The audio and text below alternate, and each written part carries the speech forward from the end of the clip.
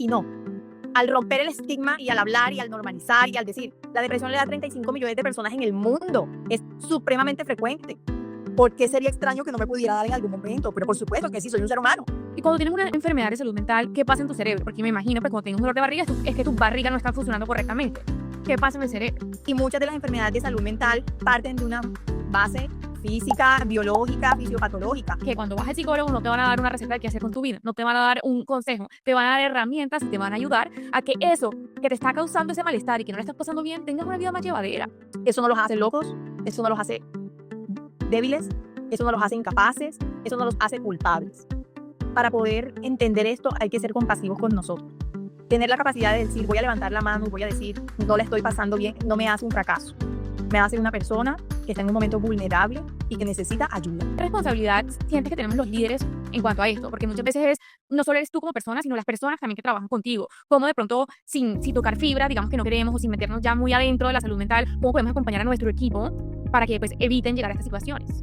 De ocio dentro de la empresa, de pausas activas, de almuerza en el tiempo en que debes almorzar, almuerza bien, el trabajo se acaba a las 7 de la noche y a las 7 de la noche se cerró y se acabó y al día siguiente es otro día para resolver. Eso ayuda mucho a que se sostenga el equipo. Porque, por ejemplo, en el caso de la depresión es que estos neurotransmisores están muy desorganizados. Imagínate como si tuvieras tu cerebro y la señalización y la liberación de tus neurotransmisores es una recocha. ¿Es cómo determinan cuando esos neurotransmisores como volvieron donde tienen que estar? ¿Es un tema de que se ve con mis actitudes o hay ciertos exámenes que ustedes pueden realizar que se dan cuenta que ya el fármaco no es necesario? Bienvenidos a un nuevo episodio de The Mindset Journey, el espacio donde hablamos de salud mental, propósito y bienestar integral en la vida profesional.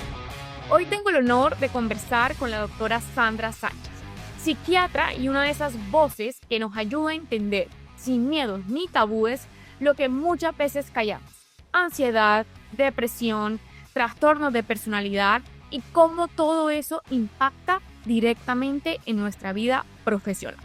Porque detrás de cada rol, cada cargo o cada logro hay personas que están lidiando con cosas invisibles pero reales. Hoy vamos a hablar de cómo identificar lo que nos pasa, cuándo pedir ayuda y cómo un buen diagnóstico puede cambiar no solo tu salud mental, sino tu carrera, tus relaciones y tu calidad de vida. Doctora Sandra, muchísimas gracias por estar aquí y por aceptar mi invitación. Daniela, muchísimas gracias a ti por haberme invitado. Es un honor para mí poder hablar de muchas cosas que sé que muchos más de lo que creemos pueden estar sufriendo y tener estos espacios seguros, tranquilos, pueden ser de muchísima ayuda. Bueno, doctora, las personas que nos están escuchando, ¿qué pueden esperar de este episodio? ¿Qué se van a llevar a sus casas cuando terminen de escucharnos? Mira, yo creo que estos espacios son valiosísimos porque lo que permiten es poder entender con más claridad, romper algunos mitos, sacar del baúl de la abuela a la psiquiatría. No está loco el que va al psiquiatra, no está peor el que pasó de psicólogo a psiquiatra, todo lo contrario. eh, Son personas que pueden estar sufriendo en sus casas más que con realidades, con mitos, y hoy la idea es romper algunos de esos mitos y más bien entender qué se puede hacer cuando enfrentamos una realidad. Doctora, cuéntanos un poquito de ti, cómo Sandra Sánchez termina siendo psiquiatra. Me imagino que esto tampoco es tan frecuente entre todas las especialidades pues, de la medicina.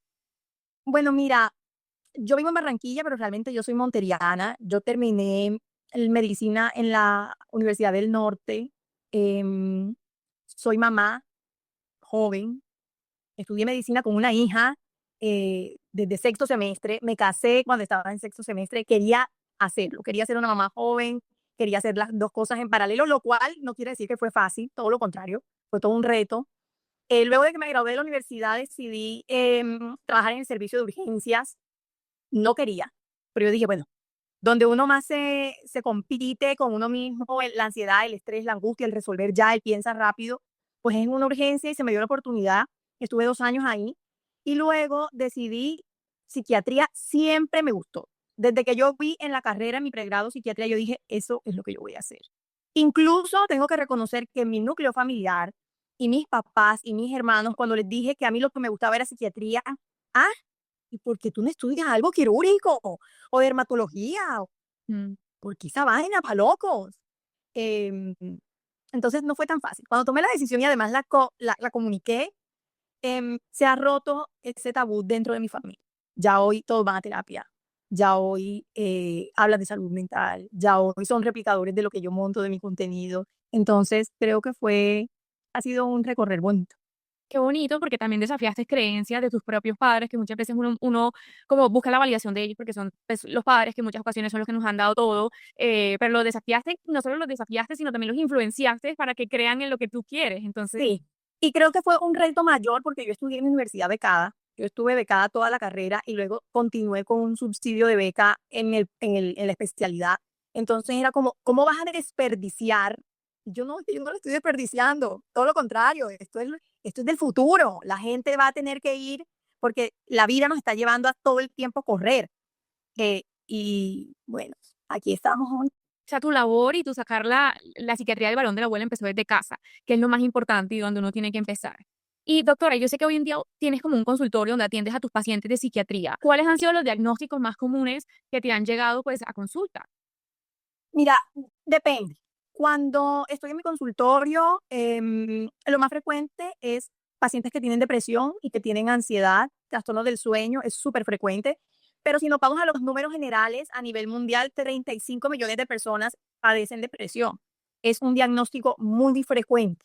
Cuando estoy de disponibilidad en una clínica en donde estoy trabajando en Barranquilla 10 días al mes, es diferente el paciente que estoy viendo, porque son pacientes que están hospitalizados o que están en la UCI, que los acompaña una enfermedad de salud mental paralela a un diagnóstico de cáncer o de anemia de células falciformes o de dolor crónico. Ahí se hace en paralelo, como dos enfermedades en donde la salud mental está perjudicando la evolución de su condición de base, pero en mi consultorio particular, indiscutiblemente, los trastornos depresivos, los trastornos de ansiedad, los trastornos del sueño, TDAH en adultos, es muy frecuente también ahora verlo, diagnosticarlo, entender un poco cómo fueron esos niños que se fueron volviendo adultos y sufrieron mucho en el camino. Para los que no sabemos qué es TDAH. Trastorno por déficit de atención e hiperactividad. Ok, y todo esto que nos estás contando, digamos, ¿tiene algún origen en la infancia o no necesariamente?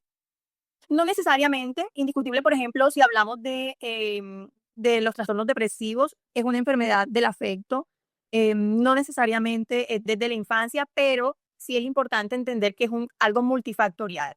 No es solamente sentir la tristeza como tristeza, porque eso es una emoción que todos los seres humanos hemos sentido en algún momento cuando perdemos algo, cuando nos muere alguien, un fallecimiento, cuando tenemos una ruptura amorosa, cuando nuestras mascotas fallecen, nos podemos sentir muy tristes. El punto con la depresión realmente es que tarda mucho más en el tiempo, que ya no es solo una tristeza, que se siente casi todo el tiempo, todos los días, de manera frecuente, por lo menos 2, 3 semanas seguidas.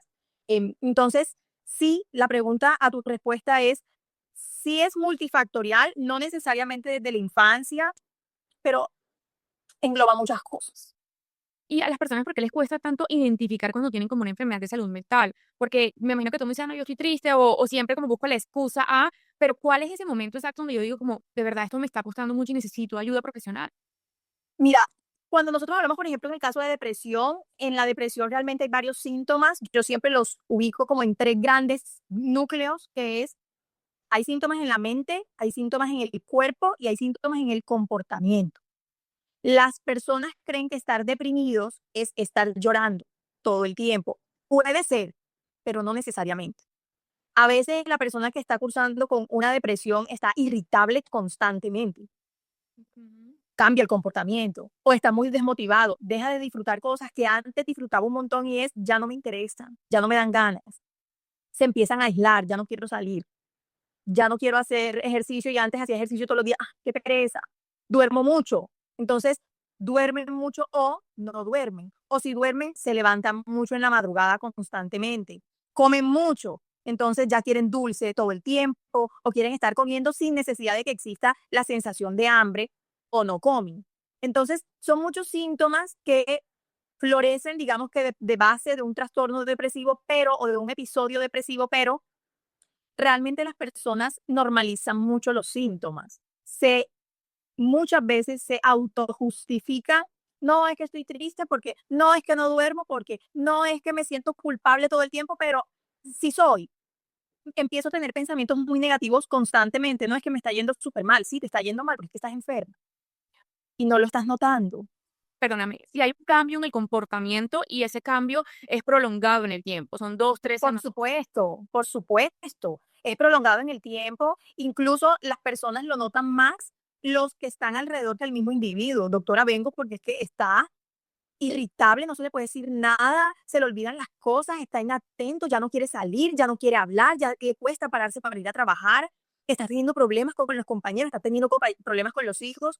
A veces el mismo individuo no lo está notando, lo nota el entorno. Pero eso debe ser más difícil, o sea, yo como obligar a mi papá, a mi hijo, a mi esposo a decirle: "Oye, te estoy viendo mal, ve a un psiquiatra", debe ser el peor camino. Es muy complicado por eso, porque precisamente como hay un gran tabú, sobre todo en nuestro país, yo he tenido la oportunidad de estar en hospitales en España, en donde ir al psiquiatra es absolutamente normal. Yo estuve en Argentina el año pasado 2 meses en un hospital muy importante a nivel mundial que se llama Fleni, haciendo un entrenamiento en patologías resistentes al tratamiento, todo este tema de terapia electroconvulsiva, de ketamina, esketamina, y allá miraban como bichos raros el que nunca ha ido a terapia. Y era como, ¿y cómo has hecho? ¿Cómo así que tú no vas a terapia?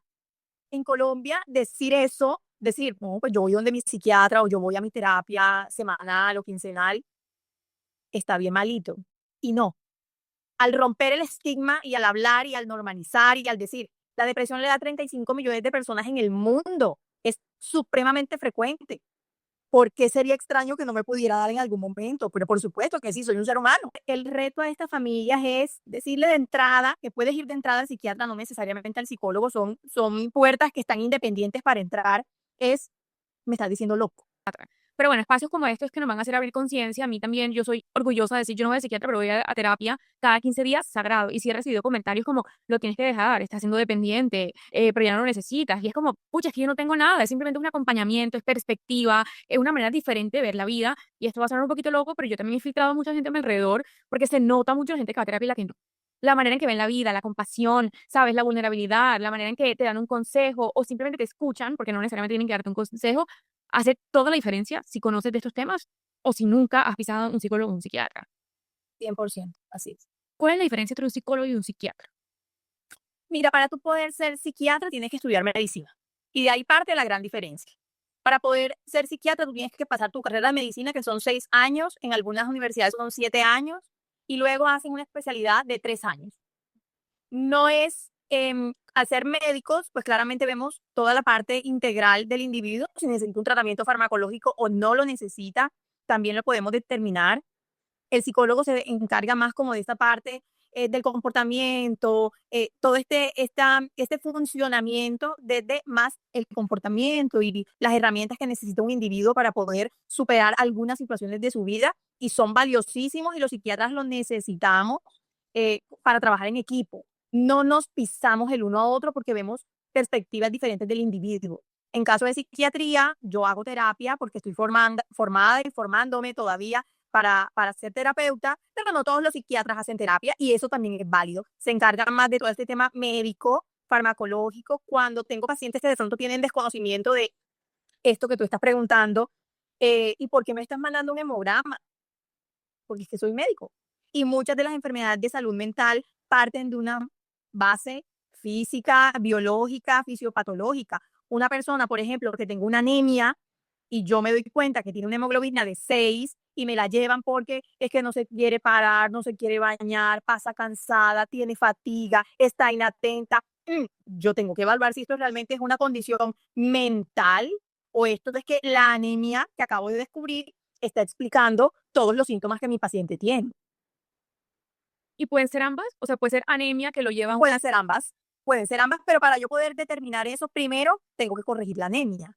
O la persona que tiene dificultades en la tiroides, súper ansiosa todo el tiempo, temblorosa, le dan crisis de ansiedad, le dan crisis de pánico. Momento, esto es porque tiene una alteración en su tiroides que está explicando estos síntomas independiente a todo este tema asociado solamente a salud mental, o es que cuando yo corrija esto no necesita un ansiolítico. O sea, entonces aquí me estás diciendo que hay dos cosas. Hay una enfermedad de salud mental que es multifactorial, que ahí quiero que también hagamos un énfasis como qué son esos diferentes factores que nos pueden llevar a una enfermedad mental, pero también hay enfermedades, pues las que conocemos físicas, normales, que te pueden llevar y derivar a unos estados de ansiedad, de depresión, de trastorno. Esto es correcto. De acuerdo, así es. Devolvámonos a los factores multifactoriales. ¿Cuáles son? Mira, el ambiente influye un montón porque no es lo mismo un niño, adolescente, adulto que está creciendo en un barrio peligroso en donde constantemente están asesinando gente, que es muy frecuente en nuestro país, aunque a veces creamos intentar que no, a un niño que está en un ambiente seguro, que sale de su casa sin el riesgo y el miedo de que alguien lo va a lastimar. Entonces, está el ambiente, está la parte genética. Siempre preguntamos antecedentes de salud mental en la familia, así como cuando llegamos y preguntamos, ¿y en tu familia alguien es hipertenso, diabético, tiene cáncer o no tuvo cáncer? También preguntamos, ¿en tu familia han habido suicidios, alguien que tenga algún trastorno de salud mental, diagnosticado? No, doctora, de pronto no diagnosticado, pero mi mamá le daba unas cosas y se encerraba y tenía que respirar. Estamos en una generación en donde, menos mal, psiquiatría ha salido un poquito más y las personas pueden por lo menos sospechar, porque antes no era tan frecuente el diagnóstico, pero también la funcionalidad en general con la dinámica familiar, la funcionalidad familiar, de pareja, las personas que han tenido COVID o que tuvieron COVID en su momento en la pandemia, eso jugó bastante en contra de todo el tema de salud mental. ¿Se abrió una puerta para abrir de hablar de esto? Sí, pero hubo personas que en el COVID tuvieron fallecimientos terribles, múltiples, ansiedad, angustia, encerrados, bueno, en fin, todo lo que vivimos todos con el COVID. Entonces también el COVID entra ahí, pero también entra el tema de las finanzas, porque es que una persona que tenga dificultades con sus finanzas está en riesgo de que esto empiece a crecer como una bola de nieve. Entonces, si yo te digo cuál es la causa, miércoles, ojalá supiera y me hubiera ganado un Nobel. Es multifactorial, hay muchas cosas que influyen. Son muy válido y también es importante como entender de dónde viene. Sé que la respuesta no vamos a tenerla, pero muchas cosas te pueden dar indicios de Sí, si claro. puedes llegar a tener una de estas enfermedades. Y si tú tienes una enfermedad de salud mental, ¿qué pasa en tu cerebro? Porque me imagino que cuando tienes un dolor de barriga es que tu barriga no está funcionando correctamente. ¿Qué pasa en el cerebro? Nosotros en nuestro cerebro tenemos neurotransmisores. Hay unos muy famosos que la gente habla bastante más frecuente, la dopamina, la serotonina, la adrenalina, son más frecuentes para hablar, pero tenemos un montón. Y lo que ocurre realmente, por ejemplo, en el caso de la depresión, es que estos neurotransmisores están muy desorganizados. Imagínate como si tuvieras tu cerebro y la señalización y la liberación de tus neurotransmisores es una recocha. Entonces, lo que hacemos nosotros desde psiquiatría es médicamente vamos a empezar a organizar estos neurotransmisores con un medicamento, dependiendo claramente cada perfil del paciente, cuáles son sus necesidades, cuáles son sus síntomas como cardinales que están afectando su funcionalidad en su entorno. Y estos neurotransmisores que estaban así empiezan a hacer esto, ¿sí? Y empiezan a organizarse hasta que se pongan estables en el tiempo y quito la medicación. Entonces ahí se rompe el primer tabú y es, ¿la medicación es para toda la vida? No necesariamente. Una persona que tenga hipertensión debe tomar medicación para toda la vida, siempre depende. Porque si es una persona que está en sobrepeso, empieza a tener hábitos saludables, come mejor, hace ejercicio, duerme mejor, ya no está fumando, no toma drogas, no consume alcohol, entonces la hipertensión se puede regular.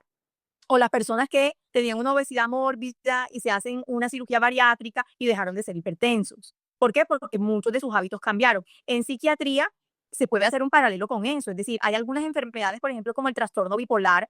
Algunos dicen, miércoles, hay que estar medicados toda la vida. Otros dicen, mucho tiempo sí, pero cuando el paciente tenga una regulación de su enfermedad de base, capaz y no necesariamente, o si llega a tener una recaída, pues se le coloca su medicamento o su estabilizador del ánimo de forma constante.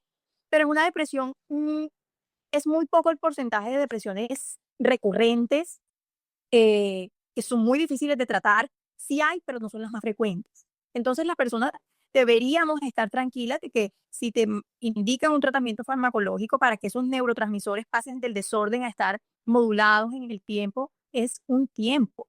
Lo que pasa es que como nos cuesta tanto como seres humanos los procesos, pues claramente ahí es donde empieza el Cristo a padecer con los procesos. Quiero ya, todo ya. No. Sino que lo diga este podcast. De todo lo que hemos intentado para poder estar aquí hablándoles a ustedes, fue un proceso, pero aquí estamos. Pero aquí estamos, incluso vamos a innovar con este podcast porque no lo están viendo normal, como, o sea, como los otros, pero sí, es paciencia, es iterar y es tomar acciones para que cada vez las cosas se den. Lo mismo debe pasar con el tema de salud mental. Y doctora, ¿ustedes cómo determinan cuando esos neurotransmisores como volvieron donde tienen que estar. ¿Es un tema de que se ve con mis actitudes o hay ciertos exámenes que ustedes pueden realizar que se dan cuenta que ya el fármaco no es necesario? Mira, lastimosamente no tenemos un examen que yo pueda mandarle a un paciente y decirle, estás positivo para depresión y luego hacer un control y decirle, estás negativo para depresión. No, no funciona así. Lo que más habla y lo que hace el diagnóstico, porque es un diagnóstico clínico, son los síntomas. Entonces llega Daniela y definitivamente lleva 3 semanas que no se quiere parar de la cama, no quiere hacer nada, está súper desmotivada, dejó de hacer cosas que antes disfrutaba y ya no le interesa, ya no las disfruta, está súper irritable, llora constantemente, está comiendo menos de lo usual, subjetivamente está perdiendo peso, se le olvidan cosas, está como inatenta, todo el tiempo se siente culpable de situaciones que capaz y no es la culpable. Empiezan los pensamientos de ojalá me duerma y no me levante, o me quisiera desaparecer y no estar, o empiezo a autoagredirme, me lastimo, me corto, me pego, indirecta o directamente, o empiezo a consumir alcohol, empiezo a consumir sustancias, porque es que cuando estoy en eso, por lo menos ese ratico no me siento mal. Cuando empezamos un tratamiento farmacológico, estos síntomas empiezan a disminuir. Entonces ya salgo, ya no estoy aislada, ya como mejor, ya no estoy tomando, ya me siento animada, ya no tengo los pensamientos de hacerme daño o de muerte. Entonces son los síntomas, porque como es un diagnóstico clínico, pues la evolución del paciente va a ser un proceso. Algunos síntomas se corrigen mucho más rápido, lo notan más los pacientes o los que están en el entorno, que es más frecuente, pero son síntomas que vemos que empiezan a disminuir. O sea, eso es 100% comportamental. O sea, y me imagino que pues sí, la persona tiene que tener como ese self-awareness, como esa conciencia de he mejorado, me siento mejor, o pues Pero no es tan frecuente, Dani, no es tan frecuente. Por eso es que a veces lo nota más el familiar que está alrededor que el mismo paciente. No, yo me siento igual, pero el familiar te dice, pero ya no llora tanto y ya no está irritable y está comiendo mejor. Y lo invité a salir y quiso salir. Entonces no estás igual. ya. Pero como vienes pasándola tan mal, pues sí, igual. Claro, y ahora en este punto, ¿qué le podemos decir? Porque todo lo que me estás contando, esa persona que tienes pues, a tu lado, sea tu esposo, sea tu novio, sea tu mamá, tu hijo, quien sea, es la persona que también te está ayudando y juega un rol fundamental en este proceso porque es quizás quien te lleva al psiquiatra y pues te acompaña durante todo el proceso. ¿Qué le podemos decir a esas personas? O sea, me imagino que hay que llenarse de paciencia, de valentía, de entender que la otra persona no viene, o sea, viene desde un lugar donde no es ella misma, sino que hay cosas pasando a nivel cerebral que pues les hace tener ciertos comportamientos, pero yo me imagino que esas personas también en un momento también han sufrido de temas de salud mental porque pues, es muy difícil acompañar al otro. ¿Qué nos puede, o sea, qué le podrían decir a esas personas y qué herramientas podrían utilizar para acompañar a la persona que está teniendo un trastorno? Uno, escuchar, no siempre hay que opinar. Nosotros los psiquiatras no aconsejamos, eso también es otro mito. Ah, ve para que te aconsejen qué hacer. No, nosotros no aconsejamos. Podemos dar pautas, herramientas para cambiar algunas situaciones, conductas, pero que yo le diga a un paciente es que tú lo que debes hacer es que termina con ese novio que está acabando con tu vida. No, no te voy a decir eso. Los familiares, mucha paciencia, mucho amor. Es un proceso. Yo no le puedo decir a un paciente que tiene cáncer, me tiene hasta aquí de la vomitadera por la quimioterapia. Eso no va a pasar. Tú eres compasivo, se está sintiendo mal, no le está pasando bien, le está cayendo mal el medicamento, le está cayendo mal la quimio, cada vez está más delgado. Amor, paciencia y terapia si se necesita. Porque para poder ser cuidador, yo necesito cuidarme. Y si Importantísimo. ya estoy sintiendo que me está irritando y ya no le tengo paciencia y además el paciente no tiene conciencia de enfermedad, entonces la que necesita o el que necesita ayuda es el familiar para poder sostener y ayudar y acompañar al que está en una condición de enfermedad. Qué difícil, pero bueno, yo creo que la paciencia y el amor también y la terapia siempre ayuda. Doctora, y bueno, hemos hablado pues a grandes rasgos de la ansiedad, de la depresión, que es el trastorno de la personalidad. Ese no se habla tanto. Mira, los trastornos de personalidad son varios. Nosotros los agrupamos por clúster A, B, C. A grandes rasgos, los A son como muy excéntricos, raros, lo que uno dice como, ay, yo siempre tenía en el salón ese pelado raro, extraño, aislado. Los clúster C son personas más bien medio neuróticas, que obsesivas, organizadas, estructuradas, ansiosas. Y los clúster B son estas personas que tienen pocos límites, toman más riesgos, histriónicos, ahí está este tema también, histriónicos. Yo no es una enfermedad es un trastorno, es decir, que tiene varias cosas que condimentan el trastorno. Sí es complejo poder tener, por ejemplo, un paciente, y es muy frecuente, que tiene un trastorno en su personalidad, por ejemplo, un trastorno límite de la personalidad, aunado a un trastorno bipolar. Lo vuelve complejo. O una persona que tenga una esquizofrenia y además tenga rasgos o un trastorno de su personalidad, clúster A, que lo hace más suspicaz, más nervioso, que se aísla más, desconfiado. Sí, pero yo no, una de las cosas con las que yo lucho un montón es no encasillar a la gente en el trastorno. No, todos tenemos rasgos de personalidad. Hay gente que es más obsesiva, más neurótica, más controladora, hay otros que son más folclóricos, más histriónicos, más, y hay otros que son más raros y no necesariamente tienen, o más excéntricos, dicen algunos, y no tiene que ser una condición que define su vida. Podemos ir brincando eh, algunos síntomas de algunas cosas porque somos seres humanos. Claro. Eso no se cura, ¿sí? Los trastornos de la personalidad no se curan con una pepa, con un medicamento, no, eso se trabaja en terapia, Aprender a poner límites, aprender a no ser tan perfeccionista. terapia. Que si en un trastorno de la personalidad hay algunos signos y síntomas específicos que están empeorando, que yo pueda modular un poco, como por ejemplo la irritabilidad, o si es una persona que está consumiendo sustancias psicoactivas y claramente por su personalidad de base se empeora todo el manejo y hace mucho ruido, ahí yo pienso en la posibilidad de iniciar un tratamiento farmacológico. Pero de resto, los trastornos de la personalidad es con terapia. ¿Cuál terapia? Depende. Depende de la necesidad del paciente, depende, es un trastorno. Hay muchos tipos de terapia. O sea, yo no tenía ni idea, pero entonces, a ver si estoy entendiendo. La ansiedad y, por ejemplo, la depresión, ¿esa es una enfermedad o también es un trastorno?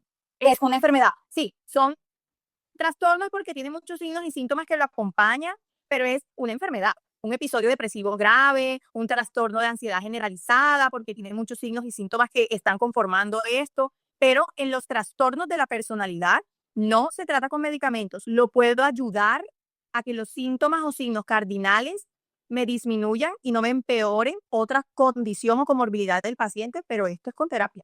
Wow, yo no sabía eso, pero mira, doctora, yo he entrevistado a mucha gente pues, laboralmente hablando, y uno siempre les pregunta, ¿cuáles son tus debilidades? Y siempre, 80% de los casos me dicen, soy muy perfeccionista. No sé si porque es verdad o porque lo venden como, soy perfeccionista, eso quiere decir que no es tan malo, ¿sabes? Como algo bueno puede salir de ahí. El perfeccionismo es un trastorno de la personalidad. No, no hace parte formalmente, ser perfeccionista un trastorno de la personalidad, no, pero hay que ver qué más hay detrás, porque es que hay personas perfeccionistas que no son perfeccionistas, que tienen un trastorno obsesivo compulsivo y si no se bañan 800 veces de la misma forma, entonces tienen obsesiones y compulsiones que conforman es una enfermedad de salud mental crónica, además, que genera muchísimo malestar. Ellos sufren, que no me quiero bañar 800.000 veces con el jabón, pero ¿cómo hago?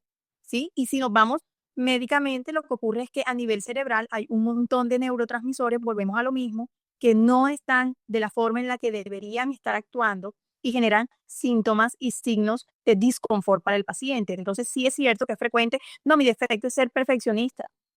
Eso no es un defecto, ¿sí? Eso realmente estás intentando decir algo que lo pueden usar como, ah, qué bueno, yo me engancho aquí porque me gustan las cosas bien hechas. Totalmente, me ha pasado muchísimo. Pero bueno, doctora, tú sabes que pues, yo trabajo con muchas personas que son emprendedores o que están en esta fase de hipercrecimiento profesional, que están trabajando 8, 10, 2 horas al día, como la hiperproductividad, porque eso es lo que nos han metido, que también es un mito que yo creo que nos han metido, que entre más trabajo, más logro, y claramente no es así. ¿Qué has visto en ambientes profesionales? O sea, ¿cuáles son, digamos, esos síntomas que podría estar viendo o sufriendo una persona que tiene, no sé, un trastorno o alguna enfermedad de salud mental y está en un ámbito laboral? Existe una cosa que es frecuente hoy en día, que es el burnout. Definitivamente es el estar quemado. Creemos que entre más hacemos, somos más productivos. Si no como bien, si no duermo bien, si estoy todo el tiempo trabajando, si la doy toda, entonces quiere decir que yo estoy haciéndolo súper bien y mi productividad es mucho mayor y realmente eso es un mito. Si no duermes bien, si no comes bien, si no tienes tus tiempos de ocio, si no descansas, indiscutiblemente vas a un burnout. Que hay personas que creen que estar en burnout constantemente es su vida, es cierto, sí, los conozco, los he tenido como pacientes, pero ¿a qué costo? Existen unos mecanismos de defensa que tenemos los seres humanos mucho más costosos que decir, momento, no estoy ni siquiera disfrutando de estar en cine porque estoy pensando lo que dejé pendiente en mi correo. Y eso es un campanazo, eso es un alto. Tú estás angustiado o tú estás rumeando constantemente las cosas que tienes que hacer y no has terminado de hacer algo cuando ya estás pensando en lo que te hace falta. No estás ahí, no estás ahora. Aquí y ahora no estás. Y la productividad disminuye. Empiezas a tener problemas de sueño, te empiezas a cansar mucho más, estás fatigado, estás irritable, no disfrutas, eh, que estás enfermando. Y tu productividad va a bajar. Es cuestión de tiempo.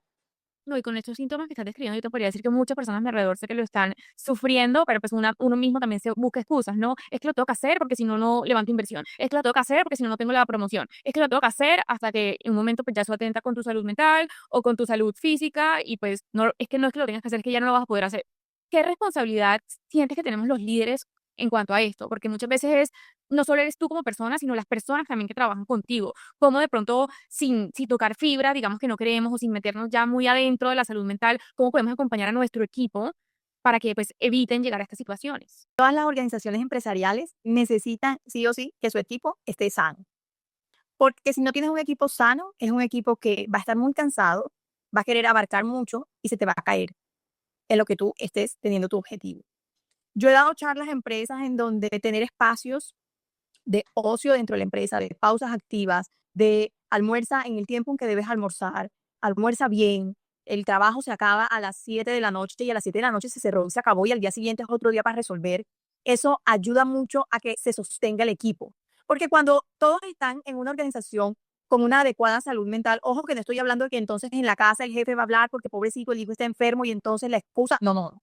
Eso es otro saco y ese es otro entorno y eso es otra cosa. Es la compasión entre ellos, incluso dentro de su mismo equipo, de decir, hey, estás súper acelerado, tómate una pausa, ve, tómate un café y ahorita vuelves y retornas. El poder señalar eso quiere decir que todos están hablando el mismo idioma y que la organización va a crecer porque todos están con una adecuada salud mental. ¿Ok? No, buenísimo. Y también creo que empieza también del líder de no tener ese tabú, ¿no? Porque si el líder no tiene ese tabú y también se abre y pues se muestra como es, yo adoro los líderes que son vulnerables, pues el equipo también va a sentirse más seguro de poder hacer lo mismo. Pero si el mismo líder es el que se muestra, soy invencible, aquí no pasa nada, lo tengo todo bajo control y, o sea, prevalece el poder versus el ser, pues ahí sí creo que de ahí para abajo todo el mundo va a, pues, a no sentirse seguro de compartir ese tipo de cosas. Yo hice hace poco, acabé de terminar un diplomado, un curso en la Universidad de los Andes de líderes con adecuada salud mental. Yo decía, es que los que están dando las clases aquí, el 70% son psiquiatras. Obviamente iba el administrador de empresa, el economista, pero el objetivo era crear personas integrales, como líderes integrales que pudieran entender los lenguajes no verbales del equipo. Total. Porque hay personas que no te van a decir por su personalidad qué les está ocurriendo, pero tú sí estás notando que llega tarde, se va temprano, no rinde, no entrega informes, algo pasa. Y si tú como líder no tienes la capacidad de leer a tu equipo, de conocerlos, de entender cómo funcionan y que son personas integrales, que están ahí un rato de su tiempo, pero tienen toda una vida alrededor, entonces tú como líder vas a poder decir, ven, ¿qué te está ocurriendo? Dime cómo podemos ayudarte porque estoy notando esto, ¿qué te parece si hacemos de esta forma? Le propones cosas, eso cambia, entre otras cosas, porque si lo que está teniendo esa persona es un trastorno depresivo, entonces su líder, su cabeza, su jefe, lo arrastra, lo levanta, lo apoya, lo escucha y lo ayuda a salir de ahí para ser más productivo. Qué valioso y ojalá cada vez más líderes entendieran esto, porque yo siento que también otro de los mitos desde mi lado es como es el resultado, ¿no? Tú eres una persona que simplemente tienes que enfocarte en el resultado, pero para llegar a ese resultado hay muchas cosas que si tú no estás bien no vas a poder controlar. Y el resultado es lo de menos. Yo siempre digo a mi equipo como uno no se va a acordar en septiembre del 2023 cuánto facturamos, no, no te acuerdas. Pero sí te vas a acordar cuando la persona te dio el consejo, cuando te ayudó, cuando te pidió que te desconectaras, ¿sabes? Cuando te impulsó. Entonces, como que obviamente el resultado es importante, pero y para mí el resultado es una consecuencia de una buena cultura, es una consecuencia de un bienestar, no es el fin per se. Y mucha gente y muchos líderes todavía no entienden esto. No, no, y se está trabajando cada vez más. A mí me pareció espectacular esto en los Andes. Cada vez más se está hablando de formar líderes integrales, que sepan manejar a su equipo. Bueno, ojalá con este podcast también logremos un granito de arena para todos esos líderes que nos escuchen. Doctora, ¿cómo hacemos para prevenir esto? O sea, yo entiendo que no hay cosas que no podemos prevenir, muchas cosas son genéticos, son si tuviste COVID, si tus finanzas, hay cosas que de pronto no podemos controlar. Pero digamos que hay una partecita que supongo sí podemos controlar. Entiendo que el ambiente es algo muy importante y el ambiente hay partes de él que uno puede controlar. ¿Qué podríamos hacer para tener, digamos, una salud mental un poquito más estable? Si se puede, ¿no? Hábitos saludables. Hábitos saludables es duerme bien. No es un sueñito, no. Es un sueño que tú te levantes al día siguiente y tengas un sueño reparador. Comer bien no es un tema de, ay, es que todos hablan de comer bien. No, comer bien es poder aportarle a tu organismo todas las sustancias que necesite para poder trabajar bien. Somos una máquina, ¿sí? Una máquina humana. Pero las máquinas también se cansan y necesitan grasita, y necesitan un montón de herramientas, cambio esto, pongo lo otro. Comer bien, nuestro, todavía hay algunas teorías que dicen el primer cerebro es el intestino realmente y el cerebro es el segundo cerebro. Hay una conexión indiscutible entre la microbiota y el cerebro. Se conectan ellas por un nervio que se llama el nervio vago, pero es una señalización bidireccional. Entonces, indiscutiblemente todo lo que nos comemos, que entra a nuestro intestino, nosotros no vivimos solos, vivimos con un montón de microorganismos, arquea, de todo en nuestro organismo, en nuestro intestino. Si tenemos esa microbiota estable, balanceada, pues la señalización de todo lo que se libera ahí en el intestino, lo que va a subir al cerebro, pues indiscutiblemente nos va a dar salud, bienestar. Entonces, comer bien, dormir bien, actividad física. Lo que hacemos cuando hacemos actividad física es que se liberan sustancias en dosis mucho más chiquiticas que lo que nosotros hacemos sintéticamente cuando colocamos un tratamiento farmacológico. Entonces, le voy a dar un push ahí pequeño, pero constante al cerebro. Hacemos actividad física, cualquiera que sea, un deporte, salir a caminar, correr, nadar, la que se te ocurra. Lo que hacemos es que en el cerebro se liberan sustancias que van a estar relacionadas con el ánimo, con el afecto. Entonces, si todo el tiempo le estoy a mi cerebro constantemente dando esos pequeños push, eso va a repercutir en la salud física y en general en la salud mental. No hablando ni siquiera metiéndome en el terreno de que no vas a tener entonces problemas cardíacos o ACV o los vas a disminuir. Nada que no sea de este costado, sino es que somos integrales, ¿sí? Todo suma. Em, ¿Qué otra cosa entre los hábitos saludables? Para mí también es muy importante, en verdad, la red de apoyo. Uno necesita estar con personas que te aporten, que te sumen, en lugares seguros en donde tú te puedas conocer, en donde te puedas reconocer, en donde puedas identificar tus emociones. Em, es muy importante también el tema de los pensamientos, cómo nos hablamos, cómo nos tratamos. Todo el tiempo me digo no valgo nada o nada me sale bien, o me puedo decir a mí misma, hoy no me salió bien, pero lo intenté. O me veo en el espejo y cómo están de lindas hoy mis cejas. O me digo qué horrible siempre me veo. ¿Y dónde está lo bonito que tienes que no te lo dices a ti misma? Necesitas escucharlo tu cerebro. Entonces sí es muy importante cómo nos hablamos, cómo nos cuidamos, hacer pequeñas cosas, Daniela. Es hacer pequeñas cosas que ocurren en el día que nos ayuden a sentirnos bien. ¿Qué cosas estamos más bien haciendo? Pequeñas cosas que disfrutemos. Yo disfruto ver una serie, porque la voy a ver, porque lo disfruto, porque me gusta, porque me siento chévere, cómoda, me voy a comer hoy un heladito. ¿Por qué? Porque lo quiero.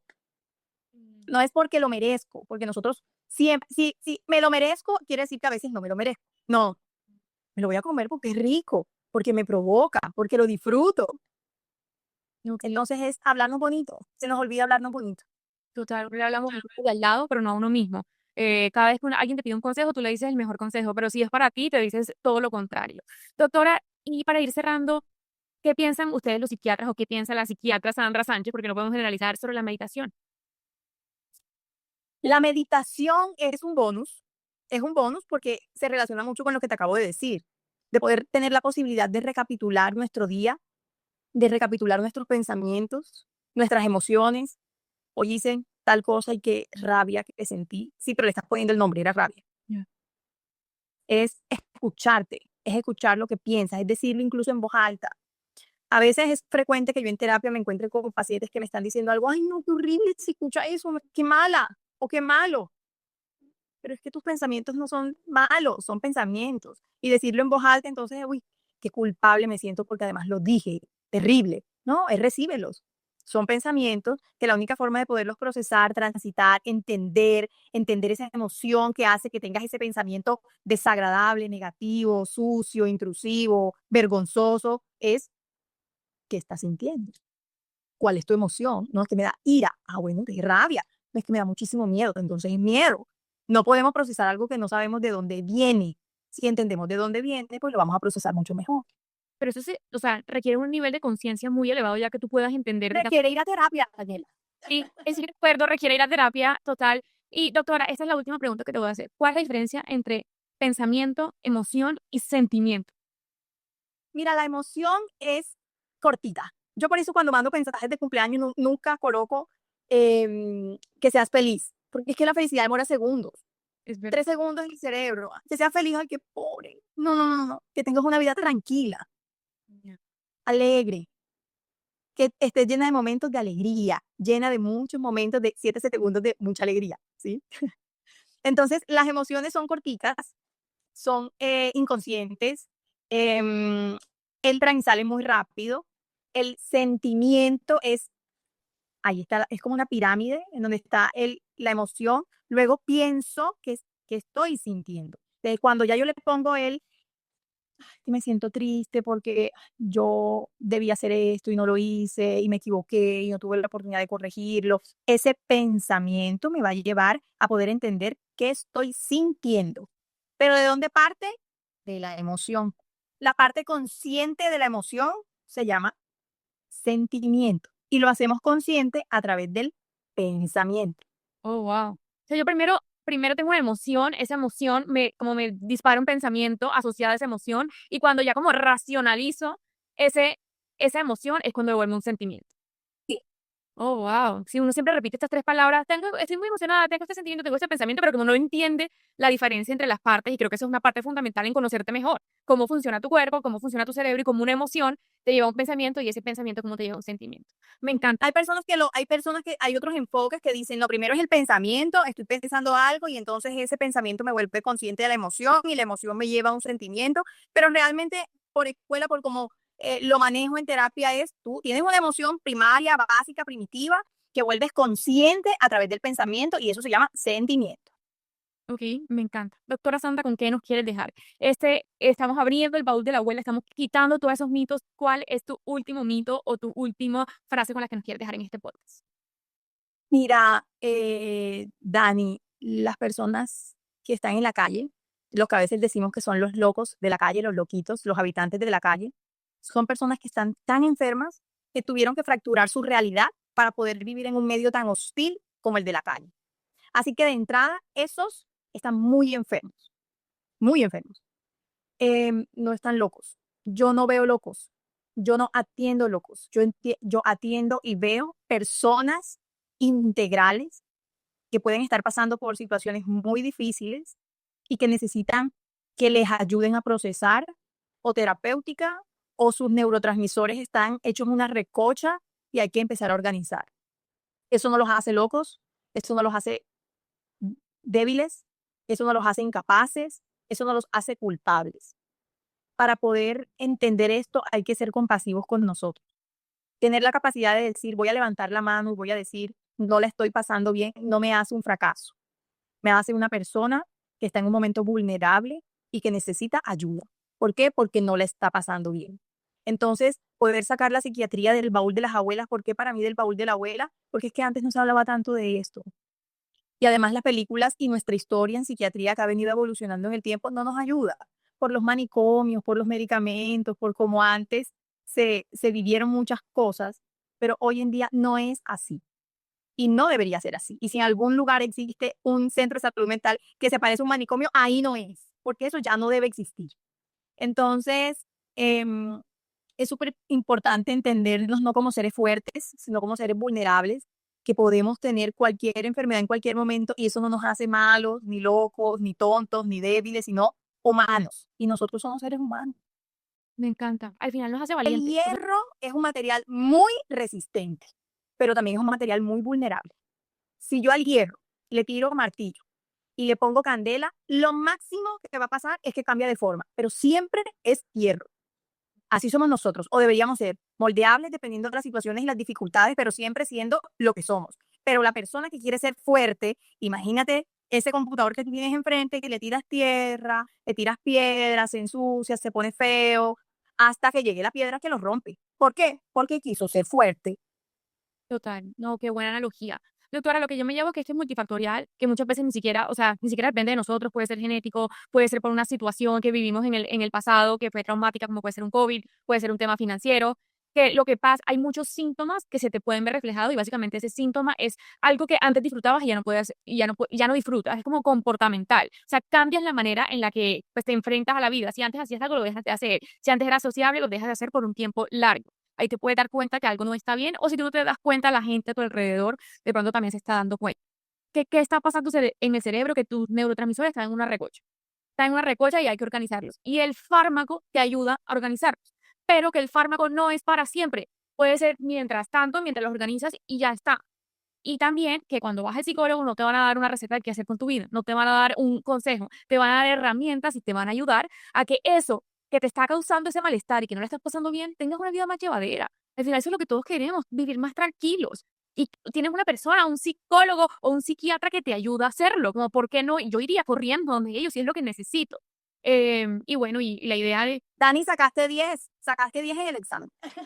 Agregaría que es comportamiento, mente y cuerpo, pero 10.